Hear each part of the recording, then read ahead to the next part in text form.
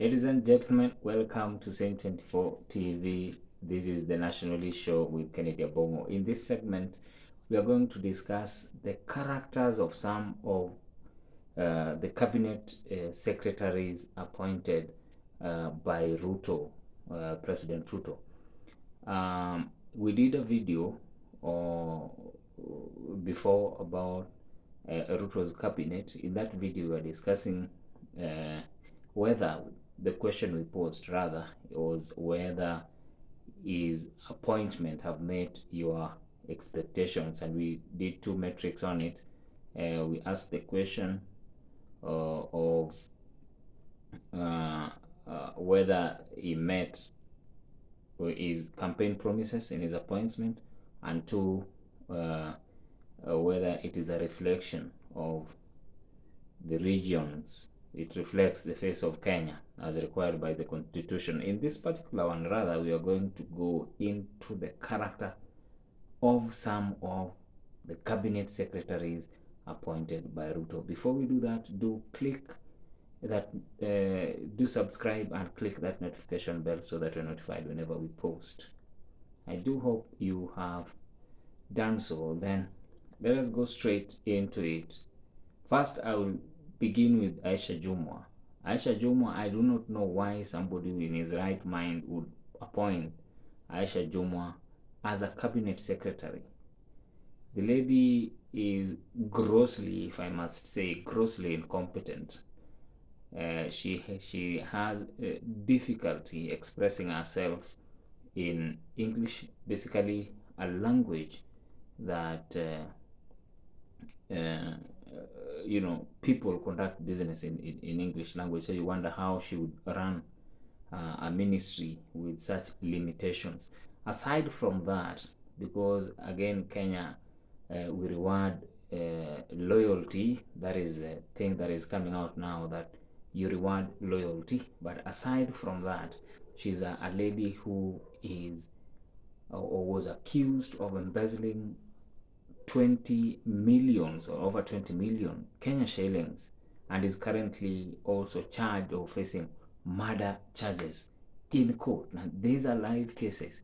So appointing such a person into cabinet, it makes me question the whole essence of chapter 6 of the Constitution. Leadership and integrity, it has to matter at some point. I wonder why in Kenya it does not really matter. We are rewarding people of questionable character like Aisha Jumwa. Number two, we go to Onesmus Kipchumba Murkomen. I think Onesmus Kipchumba Murkomen is an eminent lawyer, but him, like most of the people in that cabinet, has a thing hanging over his head.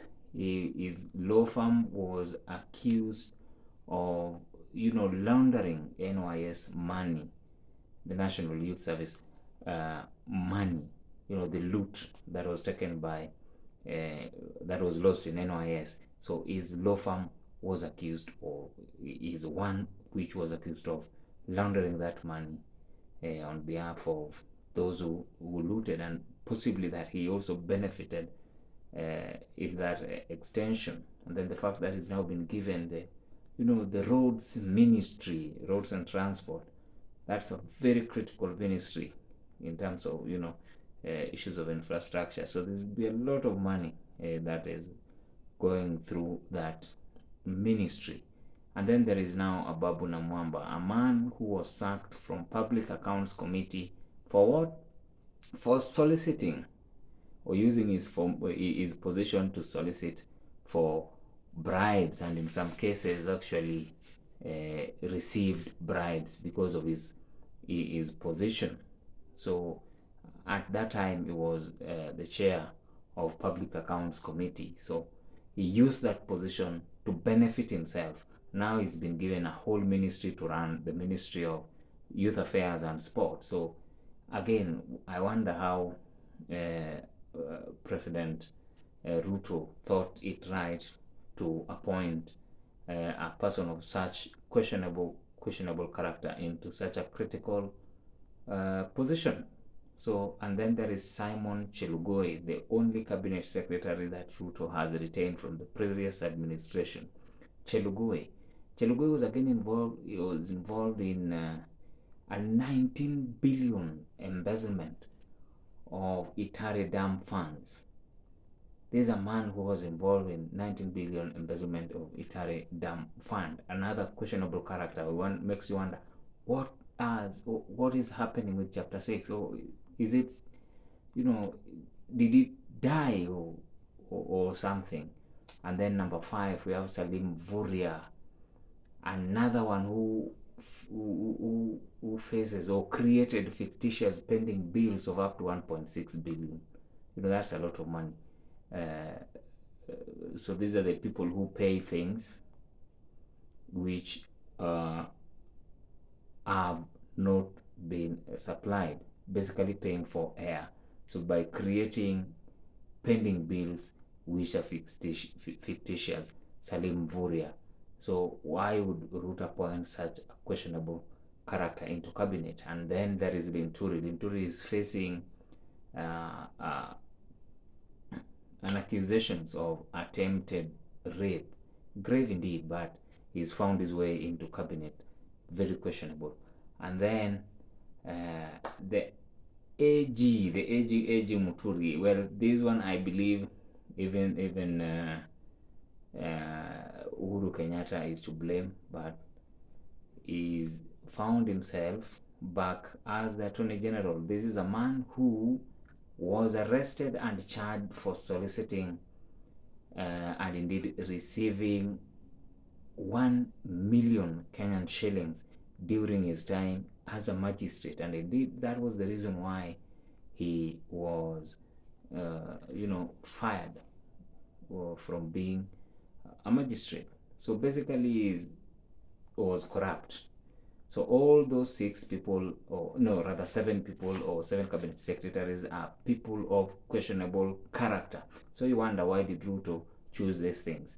So if you look at even the appointment now, generally, having the people like Moses Kuria on board and the rest, one thing comes out, that Ruto has decided that the issue of having technocrats is, it's no longer there. He's rewarding politicians, basically people who will work for themselves, because that is the work of politicians. They don't care about people, they care about themselves, and they'll work for in their own interest.